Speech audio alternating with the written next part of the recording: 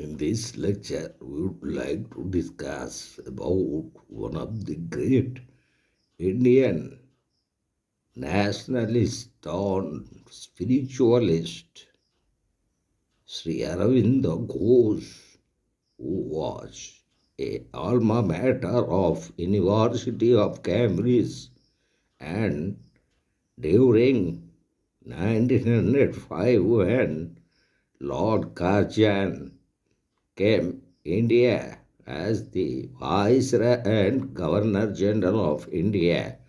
He divided Bengal and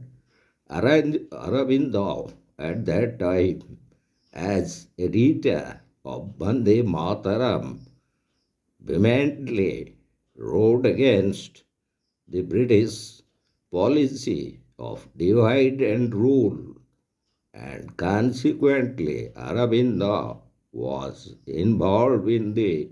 Alipur bomb case, but he was acquitted by the able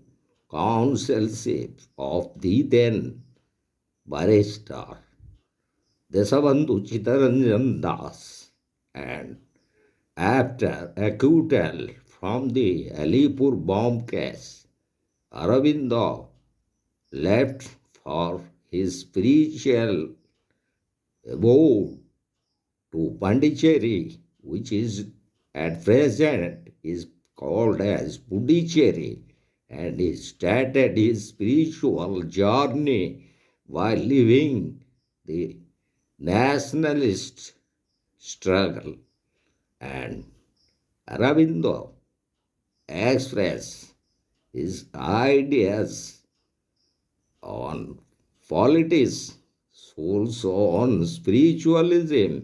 and in that context, we would like to discuss Aurobindo's idea of state and its relation with individual. So, as Aurobindo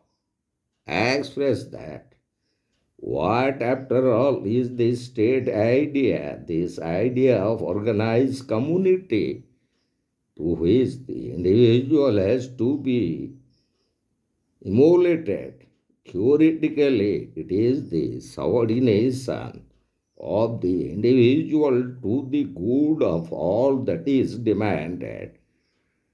Practically, it is his subordination to a collective egoism, political, military, economic, which seeks to satisfy certain collective aims and ambitions set and imposed on the great mass of individuals by a smaller or larger number of ruling persons who are supposed in some way to represent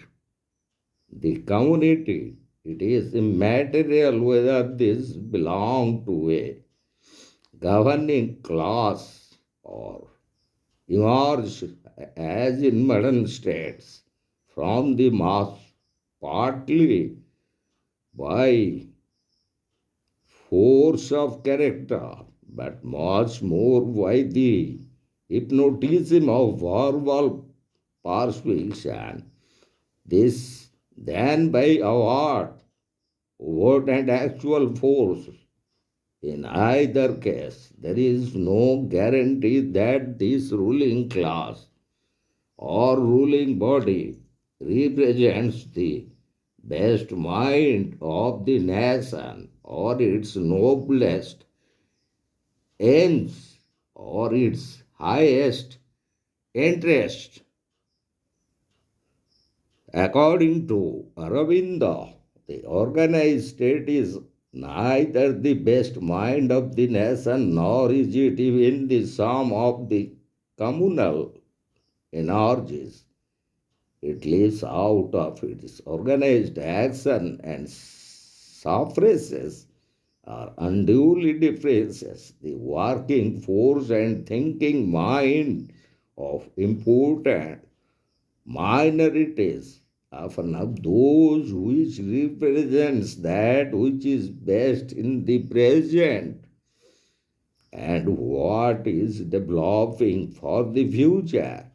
It is a collective egoism much inferior to the best of which the community is capable.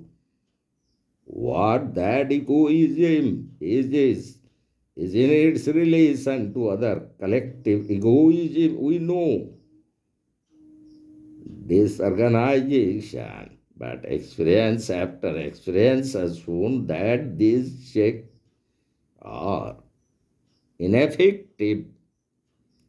So, according to him, in our life, this you state egoism wants little better than in its other relations, brutal, rapacious, cunning, oppressive, intolerant of free action, free speech, and opinion, even of freedom of conscience in religion. So also, according to Aurobindo, the state now feels the necessity of justifying its existence by organizing the general economic and animal well-being of the community and even of all individuals.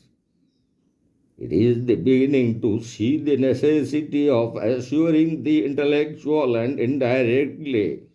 the moral development of the whole community. This attempt of the state to grow into an intellectual and moral being is one of the most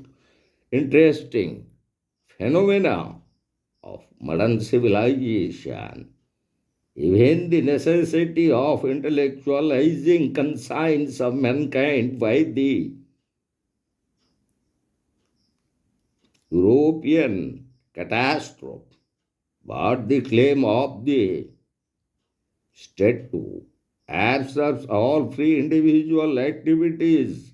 a claim which is increasingly makes as it grows more clearly conscious of its new ideals and its possibilities is to say the least premature, and if satisfied will surely end in a check to human progress, a comfortably organized stagnancy such as overtook the Greco-Roman world after the establishment of the Roman Empire. So, the state is a convenience and a rather clumsy convenience for our common development. It ought never to be made an end in itself. The claim of the state idea that this supremacy and universal activity of the organized state machine is the best means of human progress is also an exaggeration and a fiction. Man lives by the community. He needs it to develop himself individually as well as collectively. The state is not an organism, it is a machinery and it works like a machine without tact, taste, delicacy, or intuition. It tries to manufacture. But what humanity is here to do is to grow and create. So, according to Aurobindo, the business of the states, so long as it continues to be a necessary element in human life and growth, is to provide all possible facilities for cooperative action to remove obstacles, to prevent all really harmful. Waste and friction. A certain amount of waste and friction is necessary and useful to all natural action, and removing avoidable injustice to secure for every individual a just and equal chance of self development, the very source for every individual for their self development and satisfaction to the extent his power and in the line of his nature. Therefore, it is quite improbable that in the present conditions and that he was speaking about when the Britishers were ruling over India, and that also when Lord Curzon became the Governor General of India, and he divided the previous province of Bengal in 1905, and that was the very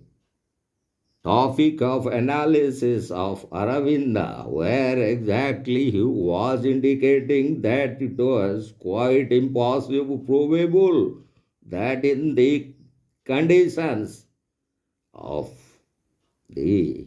race, a healthy unity of mankind can be brought about by state machinery, whether it be by a grouping of powerful and organized states enjoying carefully regulated and legalized relations with each other, or by the substitution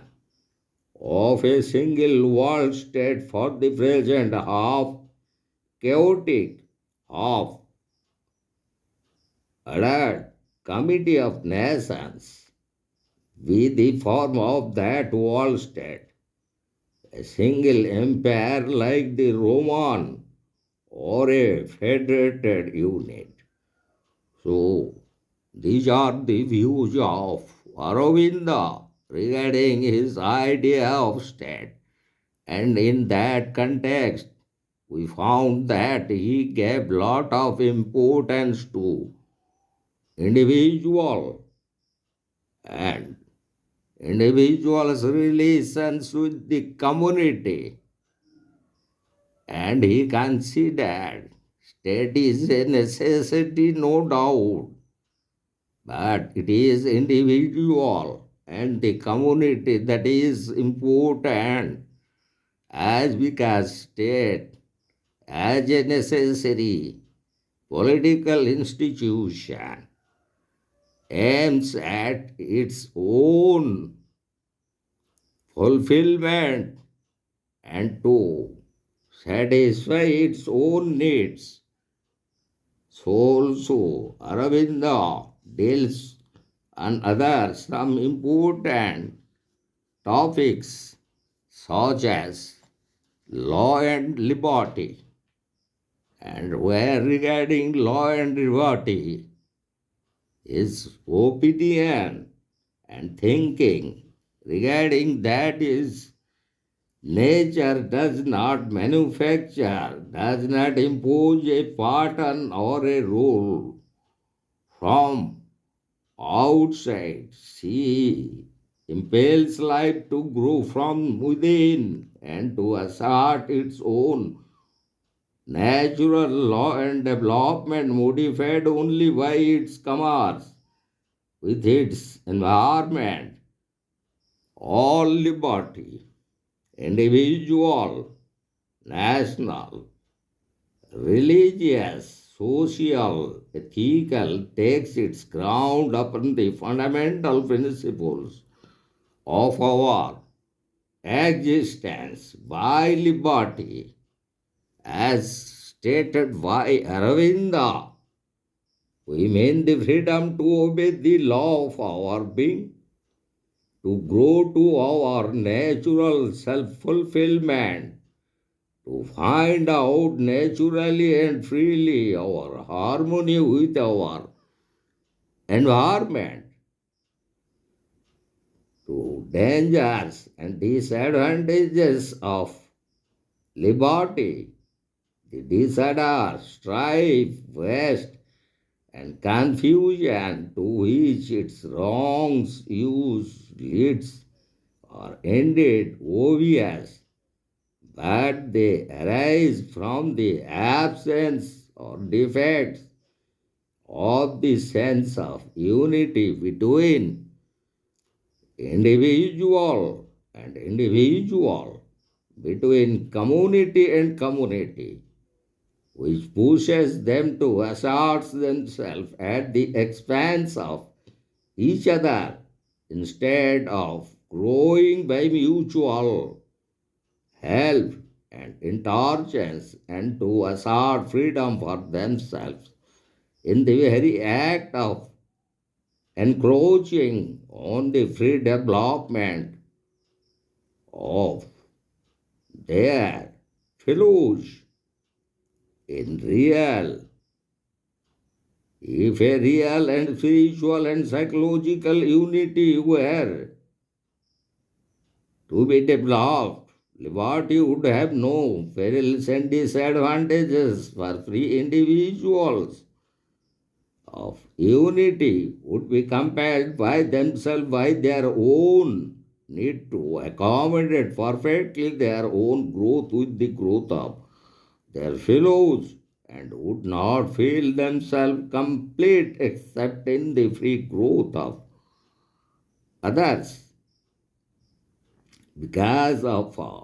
the present imperfection, as he was indicating, the then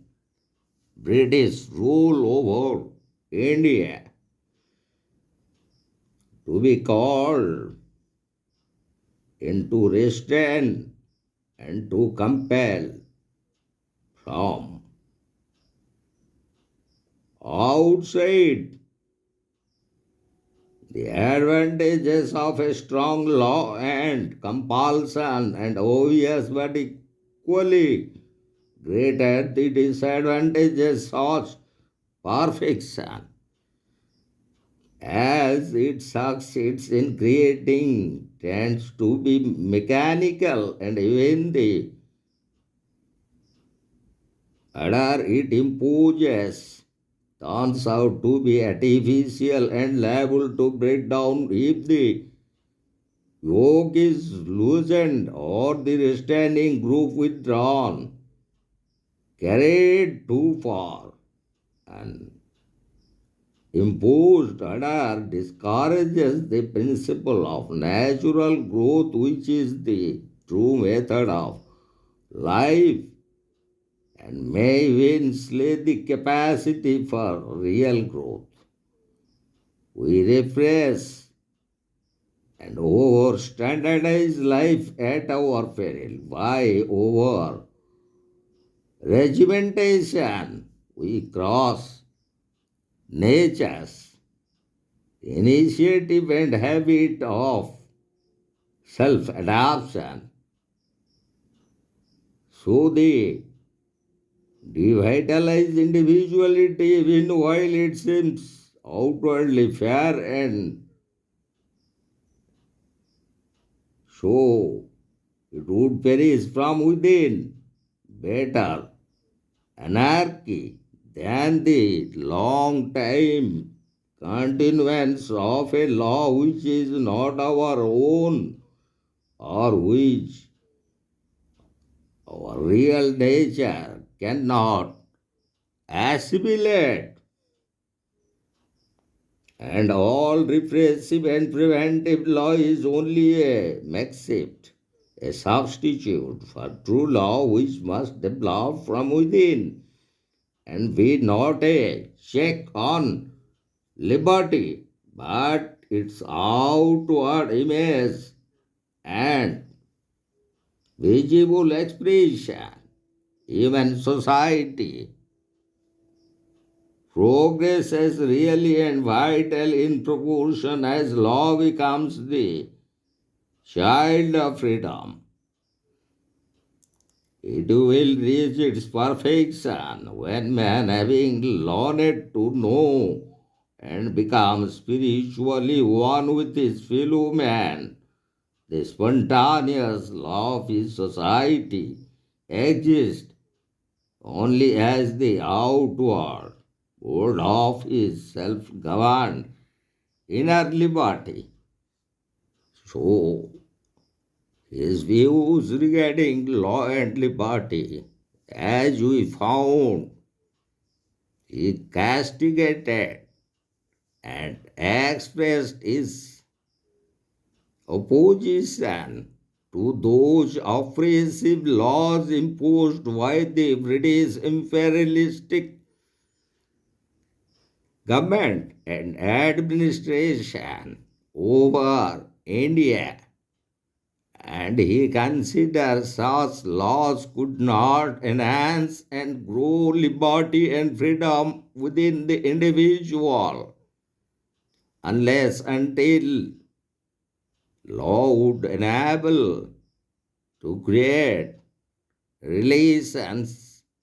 and such relations spontaneously will establish harmony and cooperation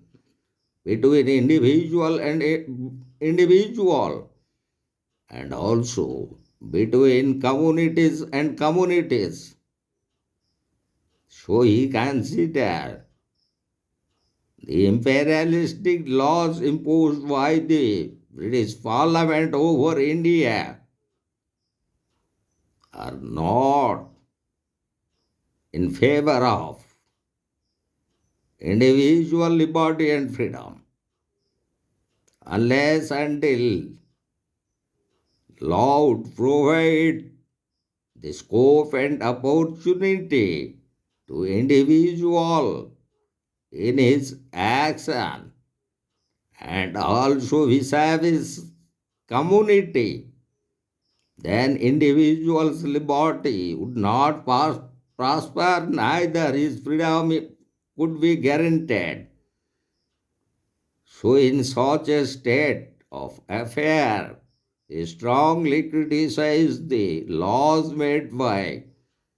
the British Parliament and imposed over India. So also he found out the way how there would be a cohesion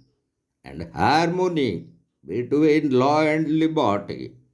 And in that connection,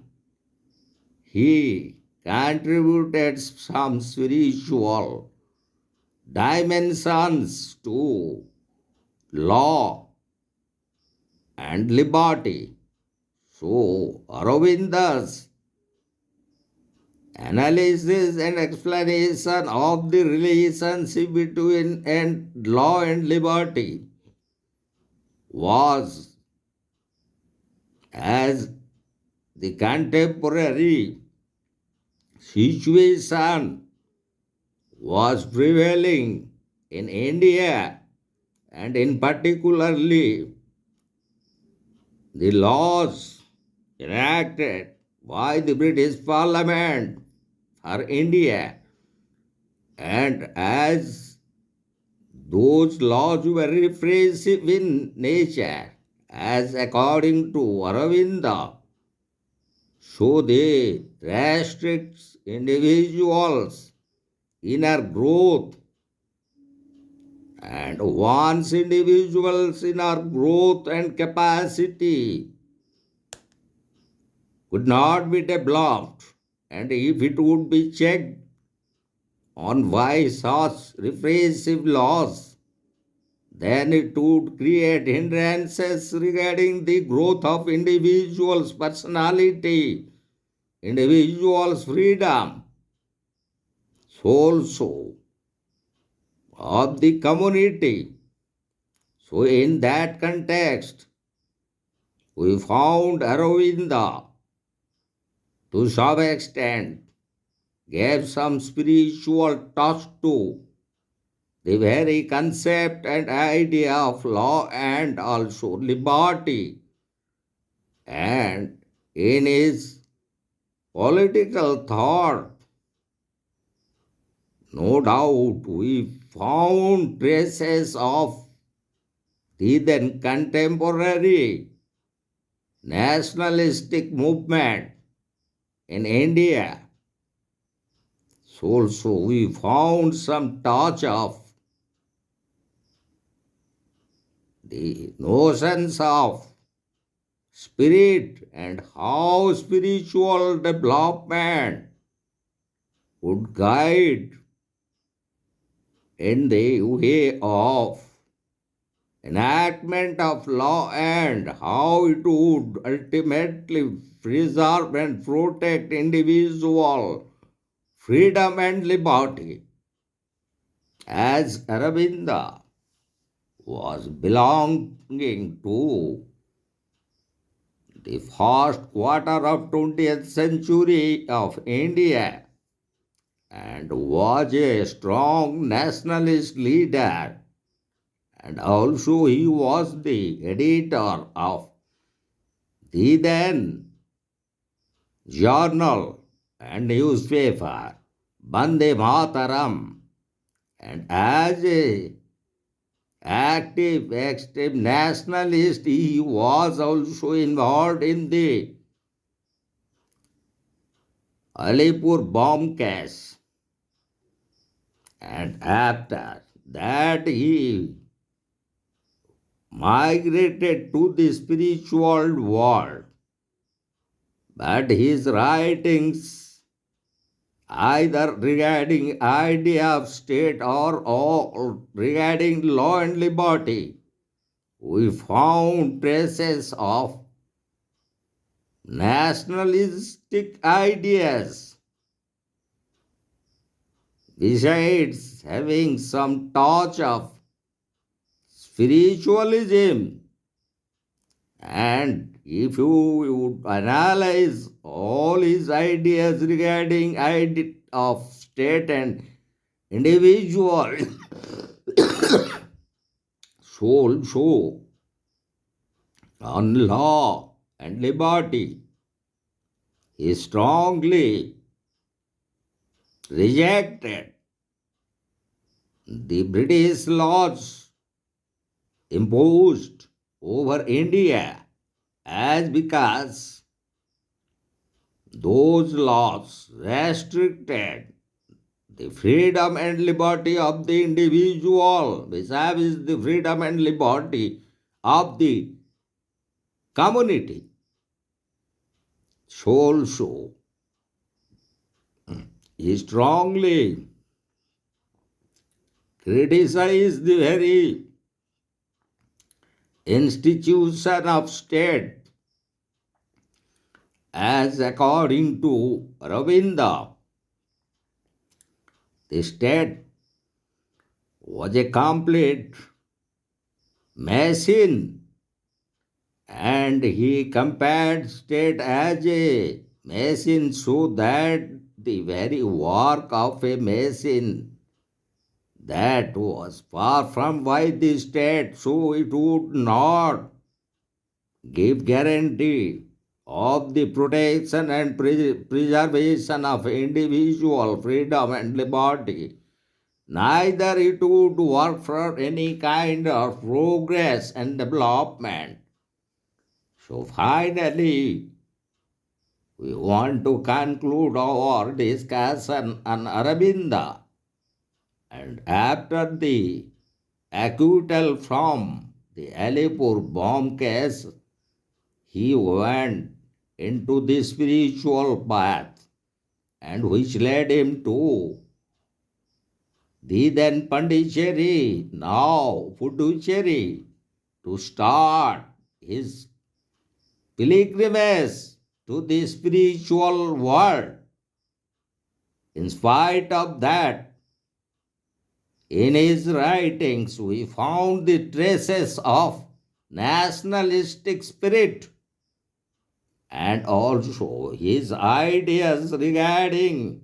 what state, what is law, and what is liberty. That was well vastly and well answered by Aravinda.